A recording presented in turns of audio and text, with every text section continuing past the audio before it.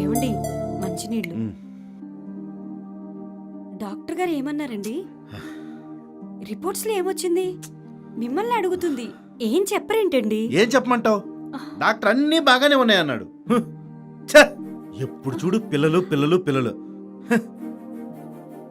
ఎప్పుడు మనశ్శాంతే ఉండదు ఈ కొంపలో. ఏం బతికేమోనది. ఏంటండి మీరు అసలు ఏమనుకుంటున్నారు నా గురించి? మాట్లాడుతుంటే మధ్యలోంచి వచ్చేస్తారేంటండి? ఇప్పుడు ఏంటి నీ బాధ? నా బాధ కాదండి, నేను మీ ముందే 3 సార్లు చెక్ చేసుకున్నాను కదండి. రిపోర్ట్ చూసి ఏమీ లేదని మీరే కదా చెప్పారు. అంటే ఇప్పుడు ఏమంటావు? నన్ను చెక్ చేసిన డాక్టర్ గారు వేస్ట్ అని నీ ఉద్దేశం? నా ఉద్దేశం అది కాదు. ఎందుకైనా మంచిది ఇంకోసారి పెద్ద డాక్టర్ దగ్గర చూపించుకోండి. డాక్టర్ సరిగ్గా చూడలేదనుకో, రిపోర్ట్లన్నీ బయట తీసినవే కదా, అవి అబద్ధం చెప్పవు కదా. అన్నీ బాగున్నప్పుడు మరి ప్రాబ్లం ఎక్కడుంది? దేవుడా, ఎన్నిసార్లు చెప్పాలి నీకు? పెళ్ళయి 5 ఏళ్ళు అవుతుందండి. ఈ చేతులతో ఒక్క బిడ్డనెత్తుకుంది లేదు. బయటికెళ్తే ఒక్కొక్కళ్ళు ఒక్కొక్కలా మాట్లాడుతున్నారు, కొడ్రాలంటున్నారు. ఇప్పుడు నన్నేం చేయమంటావు? పిల్లల్ని కన్నా నా చేతుల్లో ఉందా చెప్పు? ఏదో ఒకటి చేయండి, ఏదో ఒకటి చేసి నాకు బిడ్డ కావాలి. ఇంకాసేపు ఉంటే నేను పిచ్చోడ్నే ఇలా ఉన్నాను. దీనికి ఎంత చెప్పినా అర్థం కాదు. నువ్వేంట్రా ఇక్కడ? అది మీరేదో గొడవ పడుతుంటేను. తెలిసిందేగా మీ వదిన సంగతి. వేదవనాసా, దాని బాధ ఎప్పుడు ఒకటే. ఏమైంది వదినా? ఎందుకంత ఆలోచిస్తున్నావు? ఏమీ లేదు, వదిలే. చూడు వదినా, నువ్వు బాధపడటంలో అర్థం ఉంది, కానీ ఆ బాధ స్ట్రెస్ గా మారితే ప్రెగ్నెన్సీకి అది కూడా సమస్యగా మారుతుంది అనేవాళ్ళు అంటూనే ఉంటారు వదినా. వాళ్ళు మాటలు పట్టించుకోకు. అన్నయ్యకి నేను నచ్చ చెప్తాను వదినా. నువ్వు ముందు రెస్ట్ తీసుకో. వస్తాను.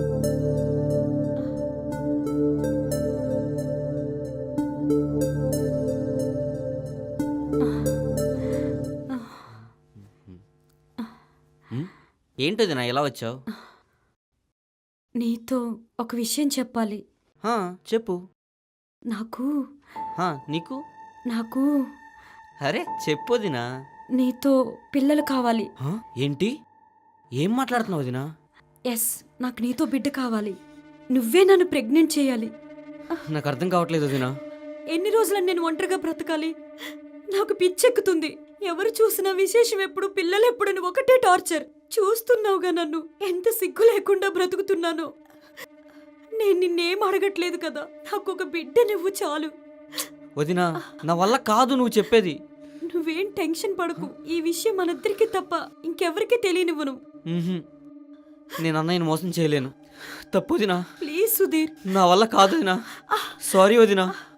సుధీర్, సుధీర్, ఎందుకు వీళ్ళిలా తయారయ్యారు? ఎందుకు నన్ను ఎవరు అర్థం చేసుకోవట్లేదు? ఒక సంతానమే కదా అడుగుతుంది. దేవుడా,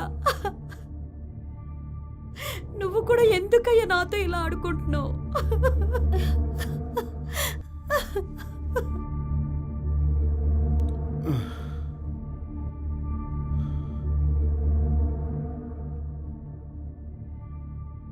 ఏమైంది? ఏ సుధీర్, ఏం చెప్పమంటావు అన్నయ్య? ఎందుకంత బాధగా కూర్చున్నావు? ఎప్పుడైతే ఇంట్లో సుఖశాంతులు ఉంటాయో అప్పుడే ప్రశాంతంగా నిద్రపడుతుంది. ఎవరేమైపోతే నీకేంటి? హ్యాపీగా రోజు తాగేసి వస్తున్నావుగా.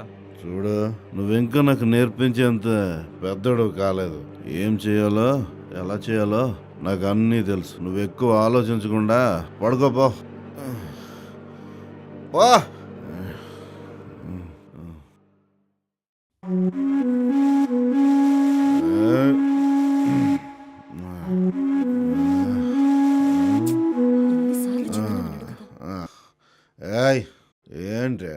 ఏంటి అవతారం? ఏమైంది ఇప్పుడు? డాక్టర్ కొద్ది రోజులు తాగొద్దని చెప్పాడు కదా, అయినా తాగేసి వచ్చావా? అంటే నేను రోజు తాగేసే వస్తున్నా? తాగేంత అవసరం ఏమొచ్చిందని అడుగుతున్నా.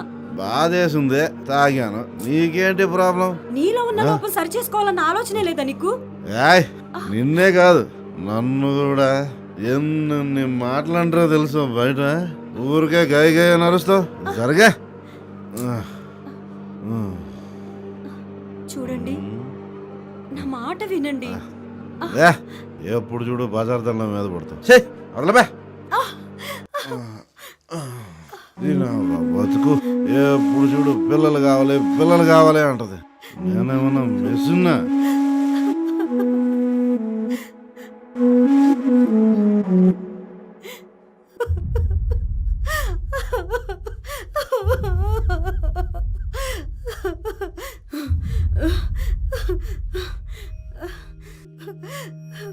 వదినా ఏం చేస్తున్నావు వదినా? ఏంటి పిచ్చి పని?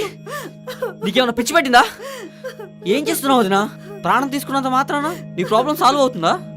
సమస్య పోతుందో లేదో నాకు తెలీదు, కానీ నేను పోవాలని డిసైడ్ అయ్యాను. నేను బ్రతకలేని కొట్రాల జీవితం. వదినా చచ్చిపోయి సాధించేదేంటి? బ్రతికుండే ఏం సాధించాను? ఒక తల్లిని కాలేకపోయాను. చివరికి నువ్వు కూడా నన్ను అర్థం చేసుకోలేదు. ఇంకెవరి కోసం బ్రతకాలి? ఎందుకోసం బ్రతకాలి? ఇప్పుడేంటి? నీకు పిల్లలే కదా కావాలి? నేనిస్తా నీకు బిడ్డని. నాకు నమ్మకం లేదు. ఏంటి నమ్మకం లేదా?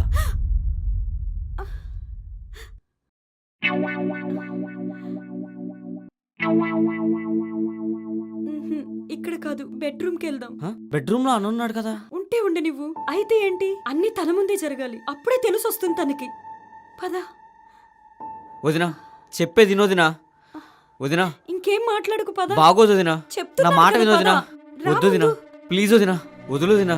అన్నయ్య ఉన్నాడు వదినా, తప్పు వదినా. నువ్వు కూర్చో ఫస్ట్. అర్థం చేసుకో, నువ్వు కూర్చో. నా మాట విని, ఇది కరెక్ట్ కాదు. నేను చెప్తా కదా. వద్దు వదినా, అన్నయ్య చూస్తే చంపేస్తాడు. కంగారు పడుకు, ఏం కాదు. వద్దు వదినా. నువ్వు పడుకో, ఏం కాదు. వదినా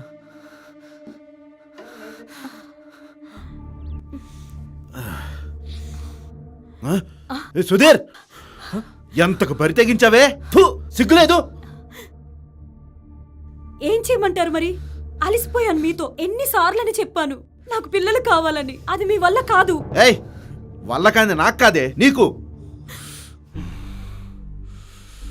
నీకు తెలుసా, నువ్వే డాక్టర్ దగ్గరికి అయితే వెళ్ళావో, నేను అదే డాక్టర్ దగ్గరికి వెళ్ళానే చెకప్ చేయించుకోవడానికి. ఆ డాక్టరే చెప్పాడే నీ గర్భాశయంలో ట్యూమర్ ఉందని. ట్యూమరా? అవునరా, ట్యూమరే.